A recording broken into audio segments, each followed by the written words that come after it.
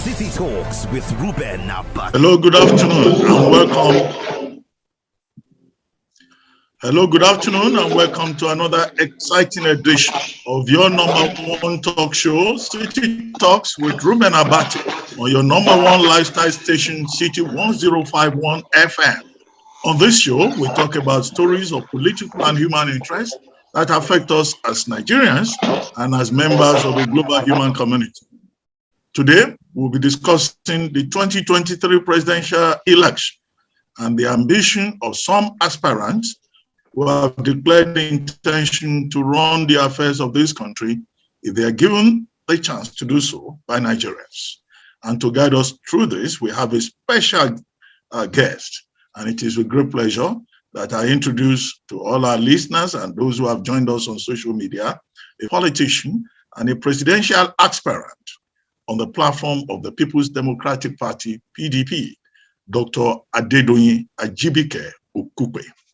Dr. Doyin Okupe, as is popularly known, is a Nigerian physician and politician who co-founded the Royal Cross Medical Center and was the National Publicity Secretary of National Republican Convention, NRC.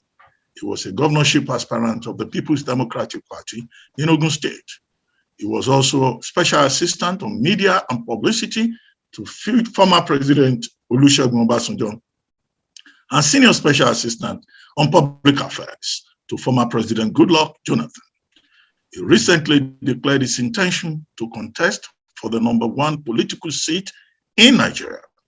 If you want to be part of this conversation, you can call us on 0700 1051 1051 and also leave a comment on WhatsApp number 090 991 64403 and on social media accounts at City 1051 on Zoom and Facebook. Thank you very much, Dr. Doyin Okupe, for joining us on the program today. You're welcome. Good morning or good afternoon, Reuben. Thank you so much. Well, Dr. Okupe, you first indicated your interest in the presidential race for 2023 in August 2021, if I recall correctly. And this was when General Babangida presented a set of criteria for the next president of Nigeria. But I recall that at that time you had said, well, if some people are interested, and if Asiwaju Bola Ahmed Tinubu showed interest in the race, you probably will have your support. But it's not just Asiwaju Bola Ahmed Tinubu who has now shown interest.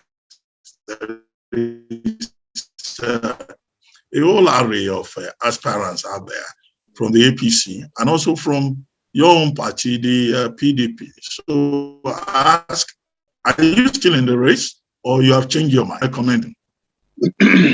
Well, I think I miscommunicated, or I must have miscommunicated my intentions to you in August. What I said was that I had great respect for Bola Ahmed Tinubu, and I wished him well, and that if he was, elected at the APC primaries, and I am not a candidate, then I will consider supporting him. But that is not that if he comes into the race, I will back down. No, I am highly and seriously motivated to join this race. It's not something I did out of frivolity or pride or aggrandizement. I have spent 40 years or so in politics, and my entrance into politics as a professional, I was a medical practitioner. I was about to actually go and start my postgraduate in surgery when I decided on the side of politics, because I didn't want to be restricted to the theater in Louth or UCA. I wanted a larger theater, on which I could operate. And that was why and when I opted for politics. But since that time and now, although I've been in the corridors of power, I've only acted in the fringes. I've not really been able to be impactful as much as I wanted and as much as I was driven buy to enter. I mean, when I entered into politics. Now, with all the experience I've had, and I've been able to Ghana, and with the knowledge I have, and the contacts and the leverages,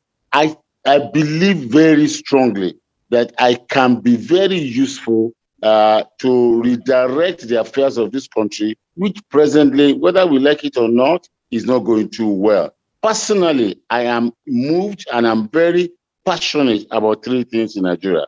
One is poverty. Two is the issue of insurgency and insecurity.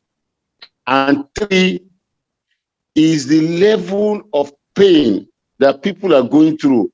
Even those who are employed are in pain. When you are 50 and 55, when you're supposed to be enjoying the rewards of your labor, that is when your children get into the university and you will labor until you are 65, before you can even breathe. All these things are the things that move me, to want to run for president. I want to put them at, I want to reduce poverty. I want to reduce the driving me, not the. Well, earlier on, you put out a flyer in which you articulated 7 major points. Yes, poverty was there, but you said you also want to reunite the country. You also talked about increasing electricity generation. I wanted to reset, yes. Go on. Yes, please you said you wanted to reset, heal, and reunite the country. Now, let's start with that. How do you reunite the country? At a time when, the Igbo aspirants that have come forward are saying that, look, if it's a matter of equity or justice, then, there should be no controversy about the next president coming from the southeastern part of the country. And indeed, the Ohanese Worldwide General Assembly that is led, that has as a spokesperson, one Dr. Alex Ogbonia, has also said, in fact, it amounts to an act of selfishness for anybody from any other part of the country to want to grab power with, the Southeast over the zoning of the presidency. What do you say to that? Thank you very much, Reuben. This is politics, and I'm a veteran in politics. And, power abhors a vacuum. And, getting the position of president in Nigeria or anywhere is something that you have to compete for. You must compete for it.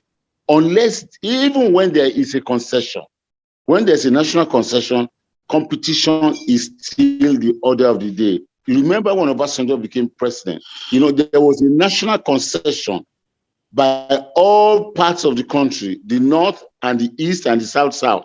Because of the death of Abiola, a decision was taken by the elites in the country that it is better to allow a southwest origin, to come up and be president of Nigeria. And if you looked at it, the two major parties then, fielded up, two Yoruba people, Obasanjo and Falaye. Therefore, head and tail, the Yorubas will win. So that is my point. If there is a national concession, and really speaking, and I'm being honest, and God sees my mind, there ought to be a national concession in favor of the Igbos. I say that, and I'm categorical about it, and I'm honest and sincere about it. But if such a concession does not emerge, I cannot preclude myself from the race. Otherwise, some other person, perhaps not so deserving, will get it. None of us from nowhere and from anywhere can be president unless no one zone can make himself president unless he has some relationship and agreement with some other zones, not even just one. For instance, there's a constant formula that anybody from the north with a major zone in the south can become a president. Therefore, also, for instance, if the east must produce the president, I said it before, and people abused me and all that.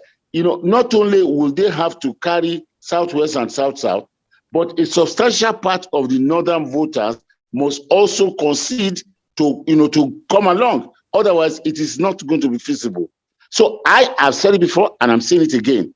If tomorrow morning, Reuben, a national consensus emerges, just like it did for in 1998, if such a consensus emerges that the nation decides that the president shall come from the east, I, Doyin Okupe, I will withdraw from the race, and I will support a person like Peter Obi, because I have so much respect for him.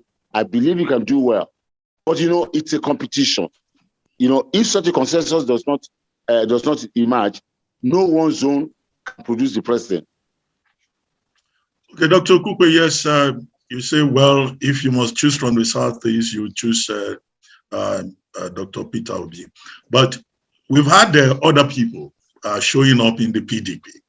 How do you rate yourself, compared to those people? You have Are Dele Momodu, who has joined the PDP and who wants to run on the platform of the PDP.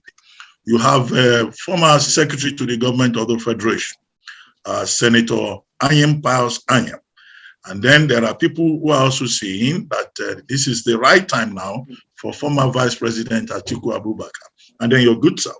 And I'm sure that others will still show up later, particularly governors. So how do you rate yourself? What kind of feedback are you getting from the general community and also from within the party? Thank you. I will try as much as possible to be as honest as possible. Believe me sincerely, of all the people that you have mentioned and of all the people that have come out to run for presidency, if we are not joking and we are serious, I am the most prepared person, even by providence, to run this race. I have, you, Reuben, you are aware, you know very well. I have worked, running for president and being president is beyond. I've had people talk about some people brandishing CVs and all that. It's beyond CVs. It's beyond being a technocrat. You can be a technocrat, and you don't know your left from your right. When it comes to national politics. National politics involves a lot of intricacies. It involves a lot of understanding, balancing, knowledge, knowing how to handle things. I have worked very closely, very, very closely with two major presidents in this country, and I've been with them in hard times, in difficult times, in good times. I've seen what their affairs were. I've seen how things were done. I've seen how presidents related with people abroad. How we organize ourselves at home. How they reacted to economy, the fund. I have been. I'm just like biblical David. Before David became king, God sent him into the palace twice to go and understand himself. I have understudied two presidents, and I did not enter.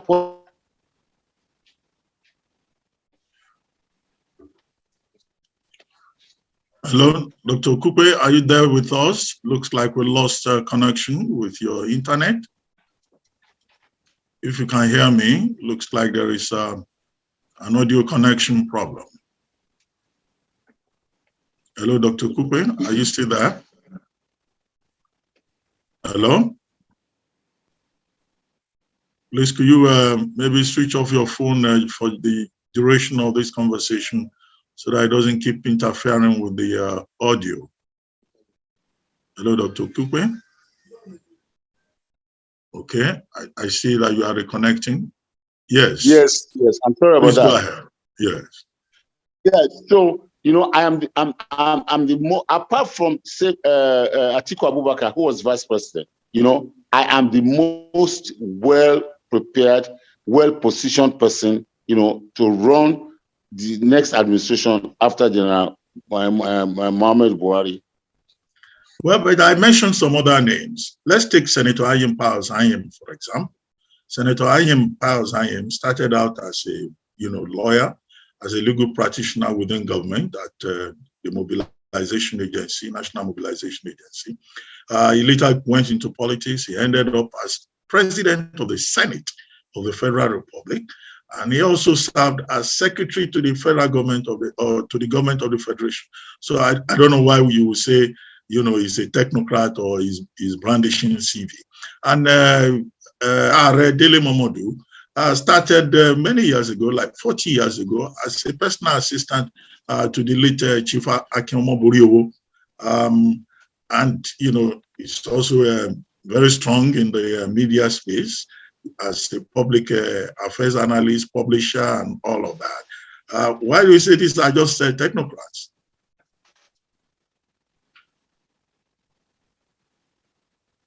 Hello? Oh, did we just lose connection again? Hello, Dr. Okupe. Can you hear me? Can you hear me, Dr. Okupe? Yes, I see you are back on the screen. Please go ahead. I can hear you very well. Yes, please go ahead. So I have a lot of respect. I have a lot of respect for Senator Pius Ayin. He was the former secretary to government, and I had the opportunity of working with him. He's definitely.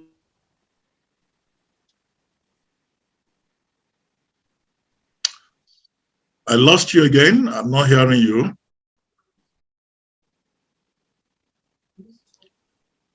Hello, Dr. Okupe. Please, if you could just switch off your phone for the rest of this program so that, calls coming in do not keep interfering with the audio connection so that we can have, a smooth flowing conversation.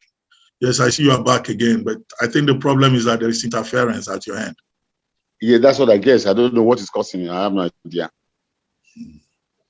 Okay, what I was saying is I have a lot of respect and regard for Senator Pius Ayin, and but when it comes to actually being a secretary to government, senior president, these are things that are way, way, way still far away from presidency. The presidency is much, much more than that. As a secretary to as a secretary to government, you act by taking instructions, etc., etc. But the presidency is an executive thing. You really have to be able to sit on top of situations. And that is what I have. And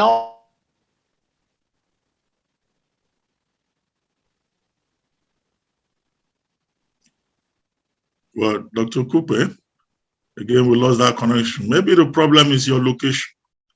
Maybe you have to change your location so that, this can go each frame. Maybe the problem is your location.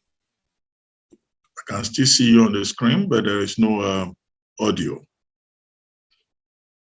I thought you were making an important point. Well, in any case, Dr. Okupe at that point was responding to the post I has raised about the qualifications and the antecedents of some of the other persons who have shown interest in the presidential race coming from the PDP, particularly Senator Ayin Pius Ayin. Are you back with us, Dr. I am. So what I'm saying is that, the phone is overheating. Hello, yeah, what I'm saying is that, the presidency is an executive position. Executive decisions are taken. It requires a lot of knowledge. It requires a lot of courage. It requires a lot of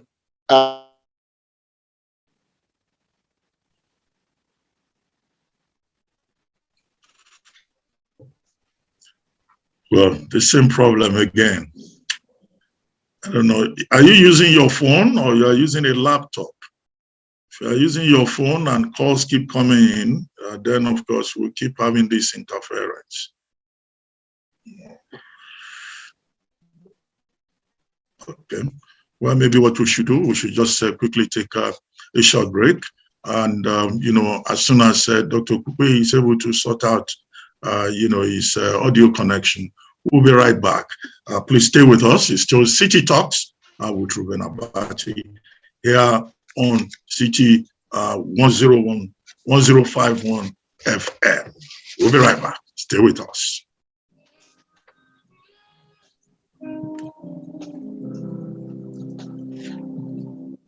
Keep it here because we've got you covered. City 105 FM.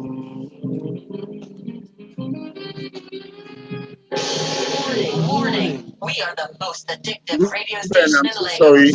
1051 FM. Yes, I don't know what you said. We turn on the holiday Maybe you are using your phone, music. sir. The 1051 FM.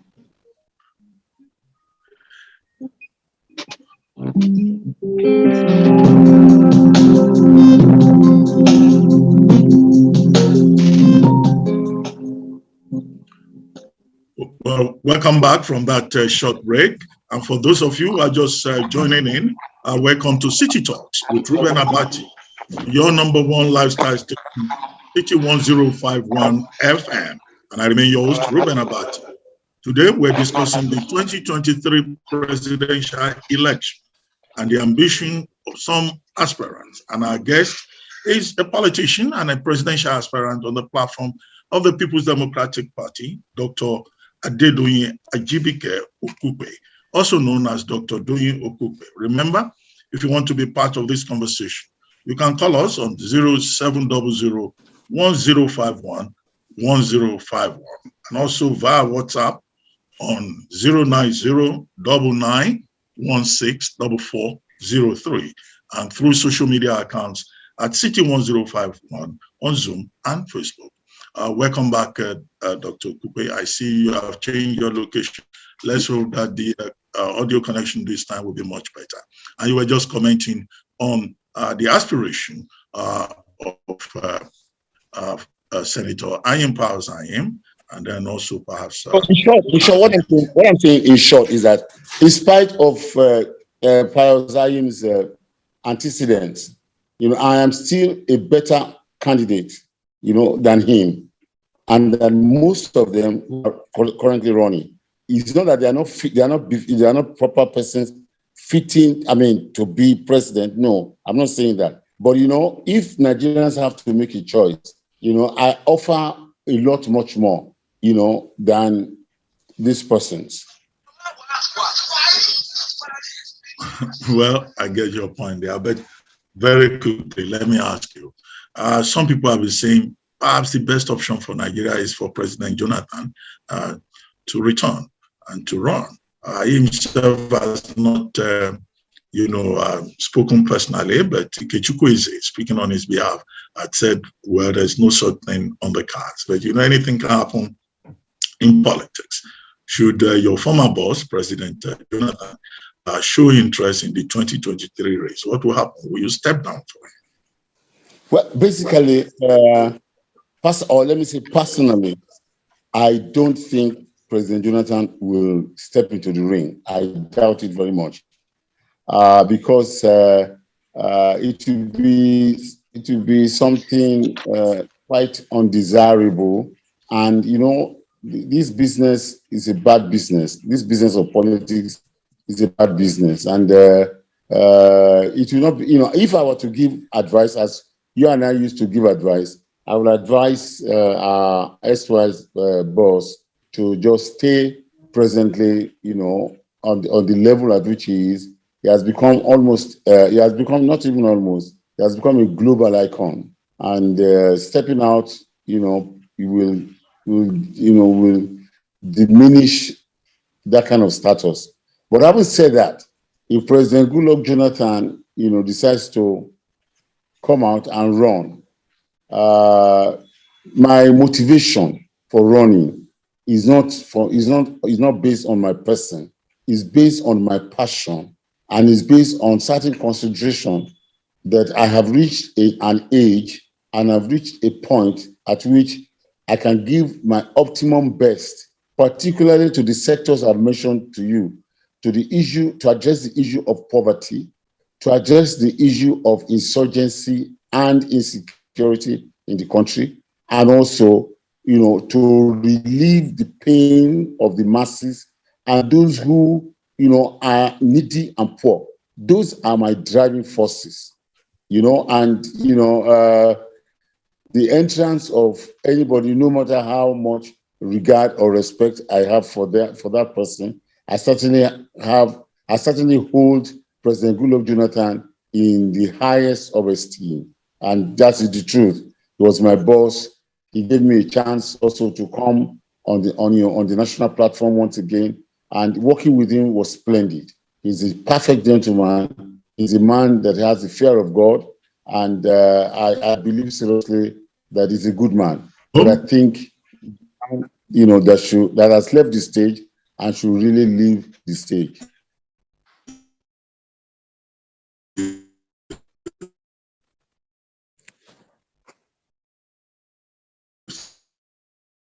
Hello.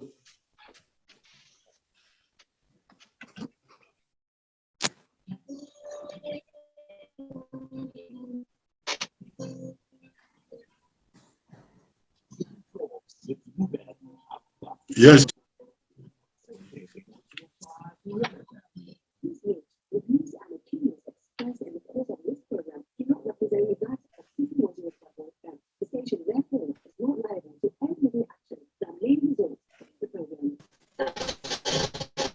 Warning, we are the most addictive radio station in Lagos. City 1051 FM, your number one lifestyle station.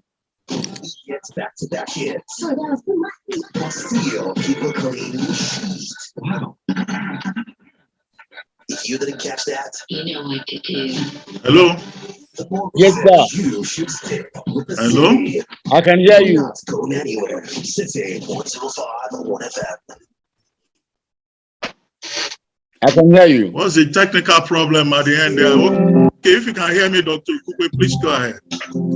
I can hear you. Yes, please go ahead, Dr. Okupe. Well, I had rounded up my response. Yes, please go ahead. I have okay. Very quickly, the other thing I wanted to bring up is the issue, the 7th point on your list of plans for Nigeria.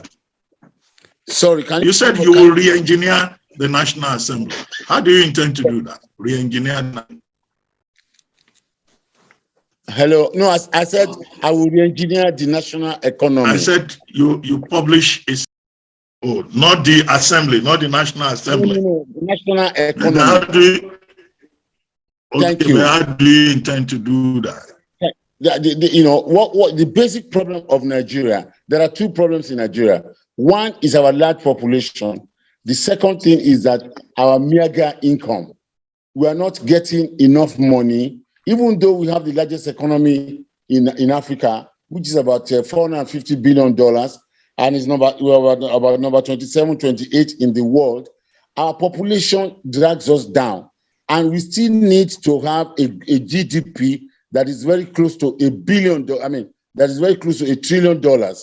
500 billion is still too small for a country like Nigeria. So when I say I'm going to re-engineer the national economy, my program is to find a way to widen the base of our revenue generation, so as to, bring in more money into our coffers. Somebody said once before that a leader of a developing nation has no other business than to create wealth, and that's the truth. My mission will be to create more wealth so that there can be more money to be spread across many sectors that are already yearning for money. We have the health sector, we have the infrastructural sector, where it is being said that we need $100 billion a year for the next 20 years. So, we really need a lot more than we are getting. The problem with our heads of state or our previous governments is that, we are satisfied with what we are earning currently, and we just try to manage, within that. I am not going to accept that. From the moment before I even enter, I will have concluded arrangements by which our national budget of 17 trillion is not a big, is too small. And yet we cannot, we still need to borrow 7 trillion out of that. That's a calamity. Nigeria today must have a budget of nothing less than 45 trillion naira for us to be comfortable. And how do we do that? A few things we can do quickly. One, what we are earning from oil is too small. The arrangement of 40 to 60 in favor of all majors, we will have to review that. if Nigeria were to be earning 60 and majors were earning 40, we will, will increase our earnings by something like 20-25%. Aramco earns 100% of whatever they get from oil in Saudi Arabia. What we are getting from LNG is also, considerably too low. We will need to, we have over 206 trillion cubic feet of gas. We are one of the top largest, reserves for gas in the world. We will have to find a way to get our gas to Europe, because now that oil is diminishing and it's an asset that its value is going, we must quickly latch onto a more sustainable revenue yielding asset, and that is gas. The Trans-African gas pipeline, we must get that one done within the next 3 years. And these are the things I will do to re-engineer the national economy. Some of the things that, this program will not allow me to say everything. Well, one major subject out there is the issue of fuel subsidy. Will you remove fuel subsidy just in case the APC government does not do it and the PDP wins and you are the president? What's your take on that? Fuel subsidy is an issue. I heard you yesterday on Arise. It's an issue that has been with us for over 20 years. The truth of the matter is that subsidy will have to go. I'm told that we spent 2 trillion on subsidy in 2021. It's intolerable, and there's no way. It's killing other sectors of our economy. I know it is a very serious political decision to take, but we will have to sit down and talk with Labour, particularly. Labour cannot take a position that appears to be irreversible on the issue of fuel subsidy. We cannot see fire and then say that because we have decided to go on a straight journey, we are not going to turn back. Labour must be, Nigerians and stakeholders must talk to Labour and the leadership of Labour. I cannot blame any government that removes subsidy, but what happens after removal is also very crucial. How we will, people have been trying all sorts of talks about how to cushion the effect of, removal of subsidy and all that. It has never really sincerely worked. Something more permanent, something more useful, something more relevant will have to be done. Well, Dr. Okupe, I still have many things I would like to bring up, but let us open up the conversation now so that other people can phone in or join us via WhatsApp. If you've been listening to this program, our guest is Dr. Doyin Okupe, presidential aspirant on the platform of the People's Democratic Party.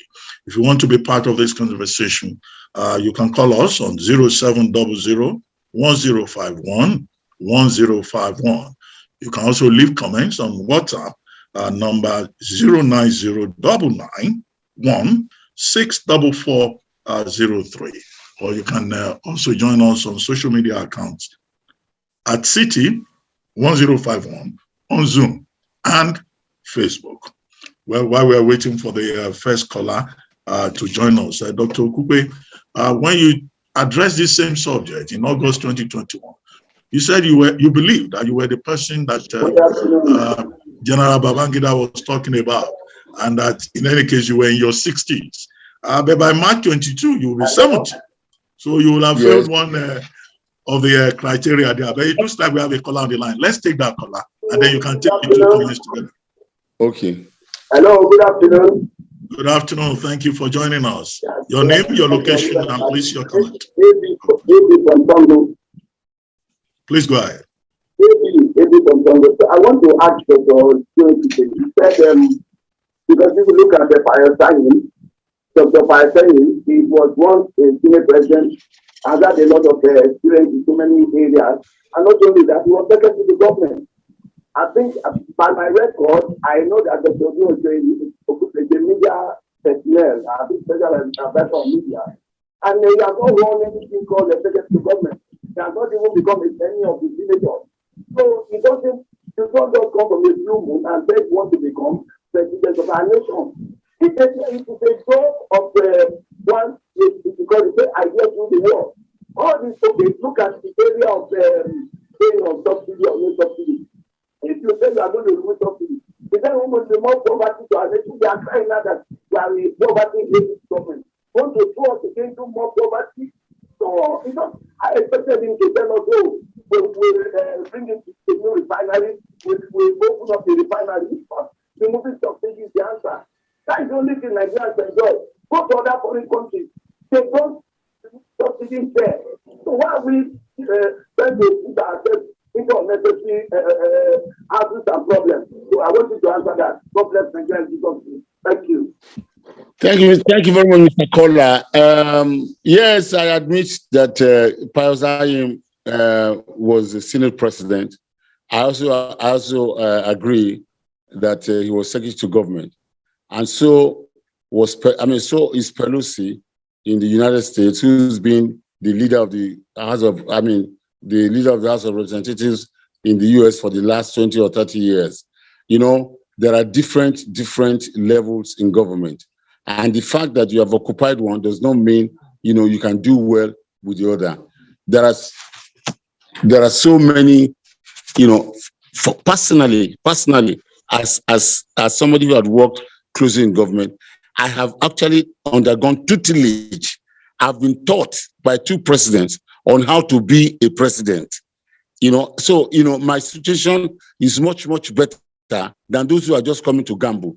I am not, he said I'm a media personnel. Well, I'm somebody who had been working or who had worked seriously with, managing the images of presidents and their public relations and all that. But in that effort, I've had the advantage of being very, very close. I have the advantage of being trained. I have had the advantage of being tutored. I have had the advantage of learning the ropes more than anybody from outside. So that is as far as that is concerned. And mind you, Ronald Reagan will go down in history as one of the best, presidents in recent times.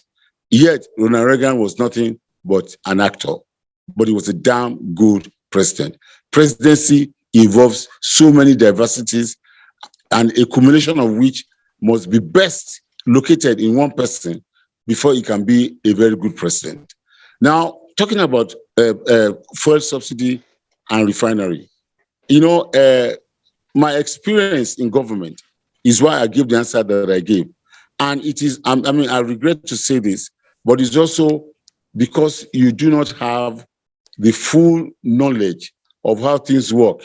That's why you're talking about refineries. Refineries, let me say 70% of refineries in the world are not profitable. Then they do not make profit, and most of them close down, with time. Besides that, we have a refinery, one of the largest in the world, that is being built by Dangote. When it comes on stream and we see how it goes, it may and may not affect fuel pricing in Nigeria, because also we're doing so well. I think we're today manufacturing enough cement locally, but the price of cement is still extremely very high. So that is why I cannot vouch and say, because we're about to have a major refinery in Nigeria, that we can be sure that the prices of fuel will go down.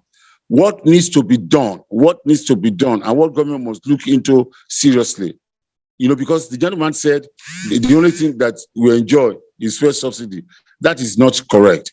I would rather, give to Nigerians the guarantees that no Nigerian will go to bed hungry, no Nigerian will die because he doesn't have money to pay for hospital fees, no Nigerian child will not be able to enter university because his parents are poor. Those are more desirable objectives than fuel subsidy. By far, there are more.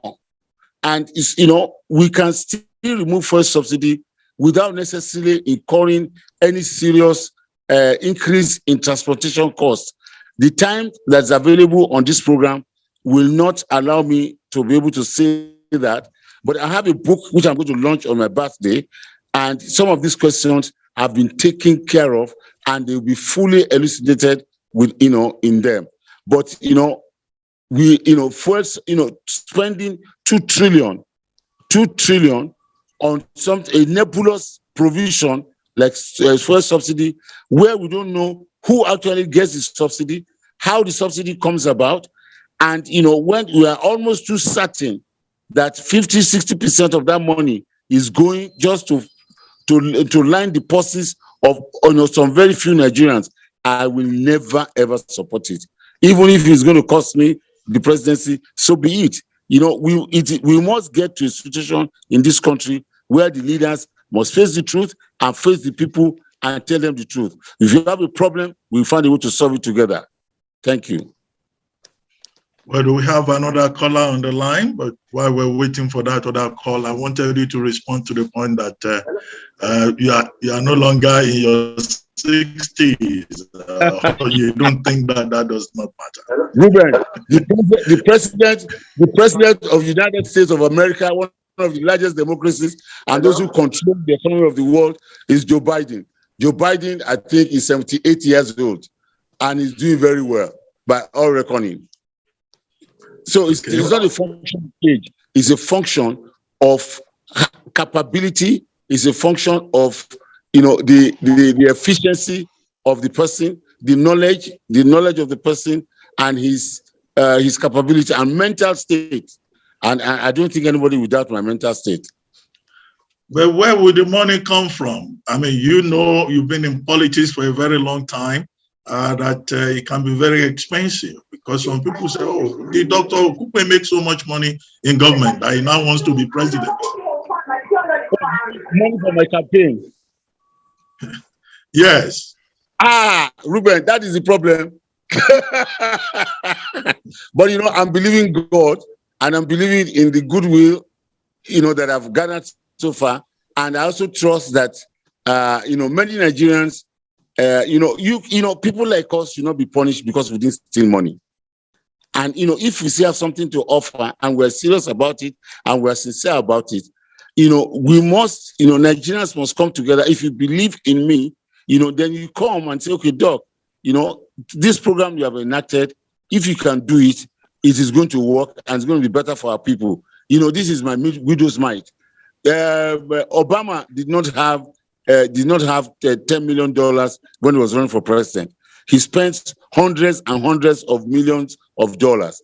The Americans were glad that he won, but it was the Americans who put that money together. I am going to get Nigerians to put what is required to make me president, to put it together, and it will be accomplished by the grace of God. Okay, let's see if we have another caller on the line out there. Hello. Hello, yes, thank you for joining us. Please go ahead. Yes, Mr. Darlington speaking. Please go ahead, Mr. Darlington. Yeah, good afternoon to your guest. Good afternoon, sir.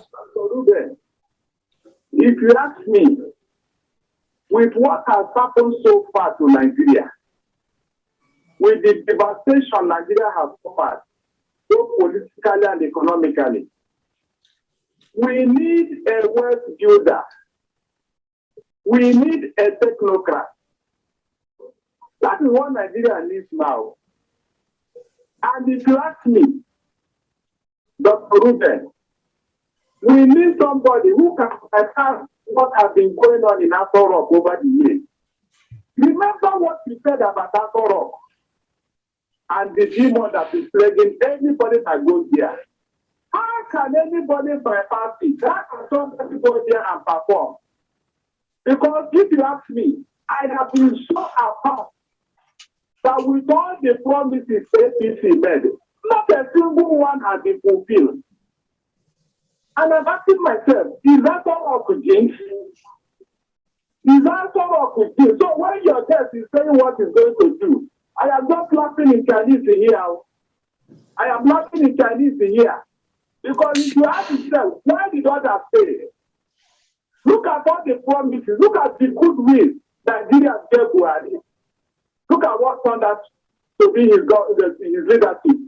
So when anybody is coming out to tell us stories about what he's going to do and what, the question is, Have you told us why those fail? Why the other people fail? With all the promises.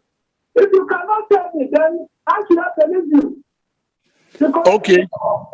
anywhere that Buhari was voted on integrity. It was that particular investment that people had in need. So what happened after? If they refuse to give it to the Southeasterners on all manner of excuses, when we are not bothered, it will only help. It will only help us to actualize Biafra. Because you cannot be a child and ask that child not to cry. It can never happen. So if they do it as they normally do it and say for whatever reason, no, we are not bothered. We will continue the agitation. Okay. Well, Can I Dr. answer? Okupe, you had him. Yes, I did. I did. Mr. Darlington, welcome to the program. Well, you know, I'm coming to the Aso Rock again with spiritual immunity. You know, so that the demon in Aso Rock that I am very, that is, you know, both of us are very well known to each other. I can assure you I will overpower it. But talking seriously, let me tell you this for a fact. 99% of Nigerian presidents, past Nigerian president, 99%, and I start to be corrected, entered the villa without preparation. 99%. Therefore, what they promised to do when they enter the villa, they have no idea of how to go about it.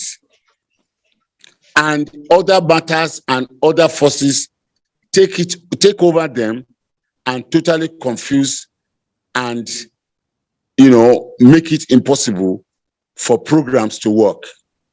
When you see a president who has to be coerced to come around, like I'm hearing now, some people are begging some people to come around. That is the most, I'm sorry to use this word, that is the most idiotic thing in this country.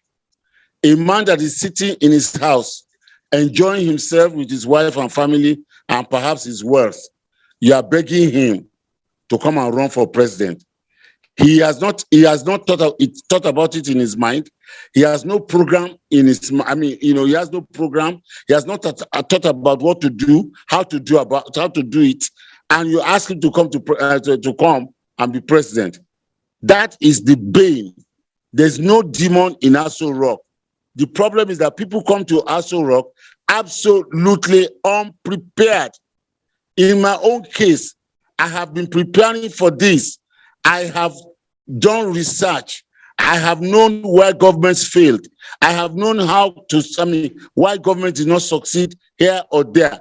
I know the bottlenecks. I know the pitfalls. And I am prepared and have designed a roadmap from day one. On the first day that I am sworn in as president, I will announce 10 ministers whose names are already on my mind, or as I'm speaking to you. But after the first FEC meeting, or the first meeting, I will announce the remaining ministers. I know new ministries that I must create. I'm going to create a new ministry of infrastructural development. I am going to convert Federal Housing Authority to a full-fledged ministry. I am going to expand the Ministry of National Planning to be Ministry of National Planning, Budget, and Economic Development. If you have a time clock, you will keep marking on. Most people come into the villa, and for the first 3 months, Buhari, when he came for 6 months, I did not appoint any minister. So, look, these are the issues. It's not that there's a demon that is disturbing anybody. It's people who bring the demons from outside into the villa that is troubling them. I have shedded all my own demons, through hard work, through studying, and through planning strategy. If you make me president tomorrow morning, in 24 months, I will increase the power generation available to Nigeria up to 30,000 megawatts. And I'm not doing a miracle. I can assure you. It's just a matter of policy. Today, if you are going to generate 1 megawatt of power, you don't need license. But I am going to increase that to 5 megawatts, so that many more Nigerians can enter into it. To generate 5 megawatts, you need about $5 million. More than 10,000 Nigerians can either put for $5 million or get loan or facilities for $5 million. If 10,000 Nigerians generate 5 megawatts, that is 50,000 megawatts. South Africa, with the population of about 60 or 80 million, generates about 59,000 megawatts. We are doing less than 15. So, look, these are the problems. There's no demon anywhere. Why past presidents failed or why they didn't do so well is because virtually all of them were not prepared. They were not ready for the job, and they got and then once you get to the villa, you become royalty. You become an emperor. People lie down, for you, like Jesus Christ, to use your colt to ride on them. So you begin to see yourself as a god. A god does not need to work. He just gives instructions. I am going to be somebody who will provide service, quality service, well thought out service, and I will bring in people to support me. Mind you, just because I'm in politics does not mean I'm not a technocrat. By definition, Doyin Okupe, I am a technocrat. I am a qualified, certified medical practitioner.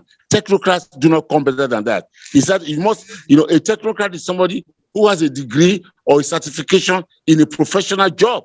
I am a technocrat in government too. Just because I'm in politics does not remove that from me. So, if, like Paul, if you are talking about education, I have it.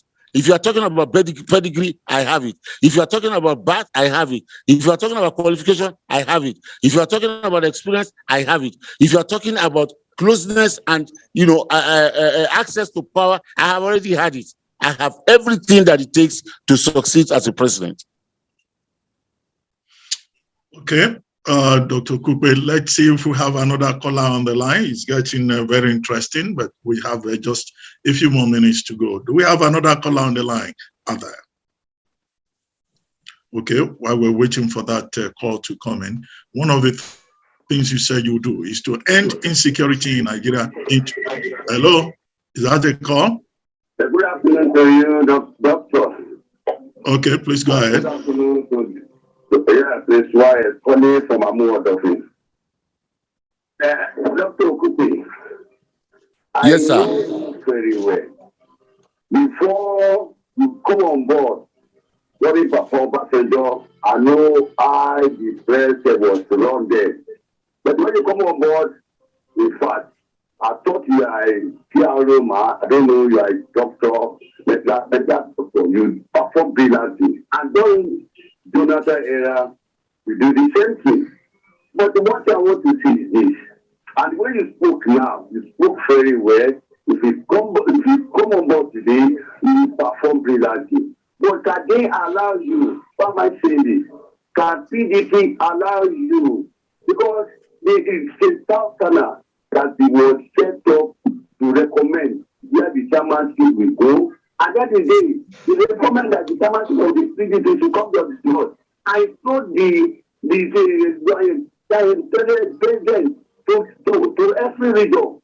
Can they allow you? That's my fear now. Please answer me. Thank you, sir. Thank you, sir. That I do not come onto this race by myself. I come with the full weight of the support of Almighty God, and it is to Him that all glory is given. He giveth power to whomever He wishes, and I believe, having prayed about this matter, I know that no matter the obstacles that is before me in any political party, I will surmount it. I want you to write it down today that I, Doyin Okupe, will be on the ballot in 2023 by the grace of God. Well, Dr. Okupe, before that call came in, I was asking you, you said you will end insecurity in 2 years. A former military general and his team, they've not been able to end insecurity in almost 8 years. So what magic are you going to perform? Thank you. I am not going to do any magic. The problem with us, Reuben, is that we do not apply ourselves, and we want to do things the same way. I have been there. I was there with Obasanjo when it was just minimal. You and I were there with Jonathan when the thing, really, really went high. You know the reasons why Jonathan did not succeed so much. Jonathan did not receive, all the support that he required, both from the military and from even the people in the affected areas. But that is long story. What I'm going to do, what I know for a fact, Reuben, mark my words, what I know is that we do not have enough men on ground. I have studied and I've researched. If you have 10,000 insurgents anywhere, for you to root them out and keep them rooted out, you will need 300% of that number. So if you have 10,000 insurgents in the Northeast, we need 30,000 boots on the ground to be able to combat them and drive them away. What happens? All these Ganduga and Chibok and all these people, all these places, the Nigerian military drive them away, then they return to Maduguri, and the people come back. We don't have enough, if you have 30,000 people, when you drive them away from Kwanduga, you will put 2,000 soldiers there. You move forward, and then when you conquer them there again, you put another 3,000. That is the only way you can consolidate victory.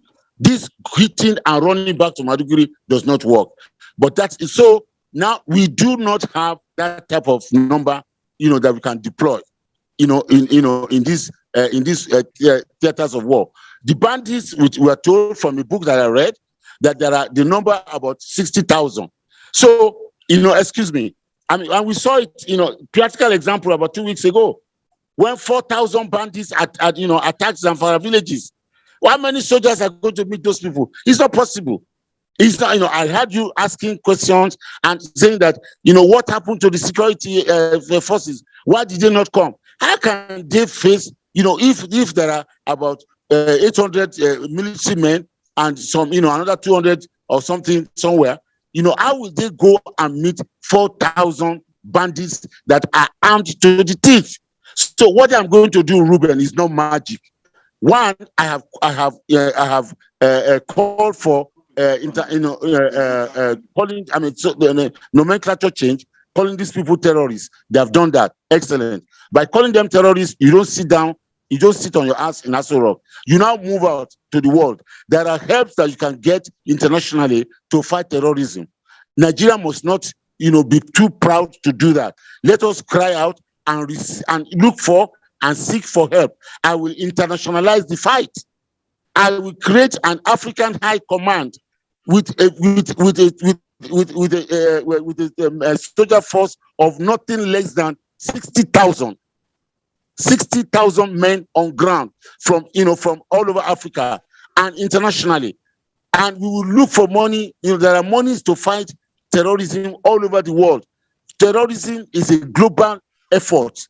So, we're just, we cannot combat this thing by ourselves. And I'm telling you, I'm going to make a statement here now that people will not like.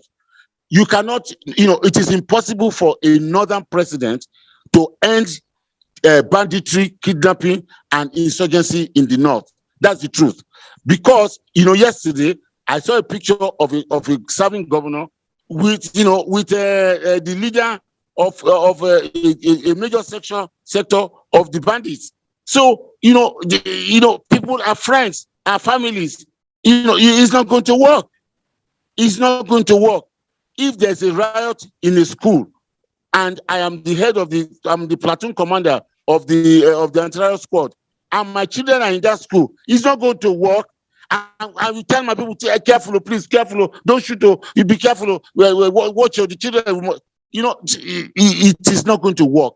Only a knowledgeable, active, a southern president who has commitment and passion and love for the North can end the insurgency in the North. Not a northern president, with all due respect. Well, on that note, I would like to thank you very much, Dr. Doyin Okupe, for taking time out to discuss your presidential aspirations with us today. And we hope that Nigerians will consider some of your plans and agenda for the country. Thank you very much, Reuben. I'm happy. You.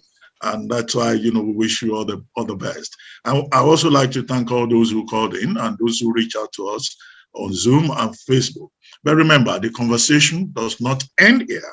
You can still reach out to me on my social media account at Abati1990 on Instagram and at City1051 on all social media platforms. For those of you who tuned in late, there's no need to worry. You can visit YouTube page City1051 to watch the entire show shortly. And don't forget to hit the subscribe button and leave comments. And don't forget also to tune in next week at 12 noon for another exciting edition of City Talks. My name is Reuben Abati. The show was produced by Adedoja Ale, Charles Flames, Abiodun Odunton, Awodamola Oludara, Ayodamola Oludara, and Oluwashim Adetitun. Have a great weekend. Thank you very much. We'll see you again.